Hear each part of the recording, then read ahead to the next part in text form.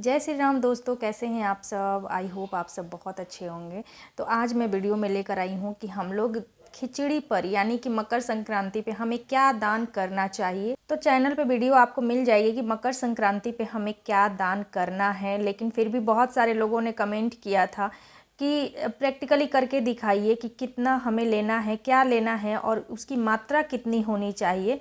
तो कुछ लोगों के कमेंट थे, तो मैंने सोचा चलो वीडियो बनाकर आप लोगों को बता देते हैं कि क्या चीज़ें हमें लेनी है, दान करनी है उस दिन। जैसे कि आप लोग जानते ही हैं, मकर संक्रांति में स्नान दान का बहुत महत्व होता है। तो अगर हम इस तरह से मकर संक्रांति पे दान देते हैं, हमारे घर में सुख समृद्धि आती है, हमारे घर में धन धान्य से हमारा घर भर जाता है।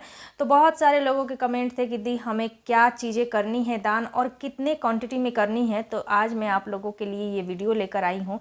तो मकर संक्रांति को बहुत सारे जगहों पे बहुत सारे नामों से जाना जाता है, बहुत सारे राज्यों में बहुत सारे नामों से जाना जाता है। कहीं उसे उत्तरायण कहा जाता है, कहीं खिचड़ी के नाम से जाना जाता है, कहीं पोंगल के नाम से मनाया जाता है, लोहड़ी। तो ये सारी चीज़ें अलग अलग राज्यों में अलग अलग नामों से जानी जाती है, लेकिन सभी मकर संक्रांति उस दिन स्नान दान का ही महत्व होता है और ये मकर संक्रांति से ही इसे जोड़ के देखा जाता है। तो जैसे कि उस दिन खिचड़ी बनाने और खाने के साथ साथ दान का भी बहुत महत्व है।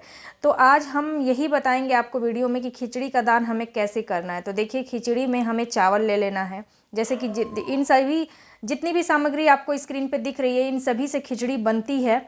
चावल हो, दाल हो, नमक हो या और हल्दी। तो इन सभी चीज़ों का हमें दान करना है। तो अगर आप जिसको भी दान करते हैं उसका एक समय का भोजन हो जाए, आपको इतनी दान करनी है। तो इतना मैंने चावल लिया है, ये क्वांटिटी में आधा किलो होगा। मैंने नापा नहीं है, लेकिन हाँ आधा किलो के आसपास ये चावल है। तो इतना आपको ले लेना है, कम से कम इससे कम आप क्या दान करेंगे। तो इतना आप चावल ले लेंगे। उसके बाद आप नमक चाहें तो आप नमक ज़्यादा भी ले सकते हैं, जैसे एक नमक का पैकेट भी आप दान में दे सकते हैं। तो अगर नहीं पैकेट दे पाते हैं तो आप इतना नमक ले लीजिए। उसके साथ ये हल्दी भी मैंने लिया हुआ है। उसके बाद मैंने लिया है मूंग दाल, जी हाँ, हरा मूंग दाल, और ये उड़द का दाल। तो इस दिन उड़द का दाल डाल के बनाया जाता है खिचड़ी, बहुत शुभ माना जाता है। और इस तरह से बनाना, खिचड़ी के दिन उड़द का दाल डालना बहुत शुभ माना जाता है। अगर आपके यहाँ पे खिचड़ी में उड़द का दाल नहीं पड़ता है उस दिन, तो आप 2-4 दाने उड़द के डाल सकते हैं, यानी कि 2-4 दाने आप डाल दीजिए। अगर आपकी यहाँ पे खिचड़ी जब बनाई जाती है तो उसमें मूंग दाल या फिर जो भी दालें आपके घर में पीली वाली मिलती है वो उससे बनता है, तो आप उसमें थोड़ा सा ये उड़द का दाल डाल दीजिए, 2-4 दाने। उसके बाद ये ग्रीन वाला मूंग दाल, ये भी आप दान कर सकते हैं। और ये चीज़ें तो मतलब बेसिक है, इसको आप दान करें ही करें उस दिन। तो जैसे कि उस दिन सब्जियों का दान करने का भी महत्व है। तो ज़्यादा कुछ नहीं अगर आप दे सकते हैं सब्जी में, तो आप सिर्फ आलू का भी दान कर सकते हैं। आलू के दान से भी आपका ये दान संपूर्ण माना जाएगा सब्जी का। उस दिन अगर आप समर्थ हैं तो गोभी और मटर का भी दान कर सकते हैं। तो अभी मेरे पास गोभी और मटर नहीं है, तो मैंने आलू आपको दिखा दिया है, आलू का भी आप दान कर सकते हैं।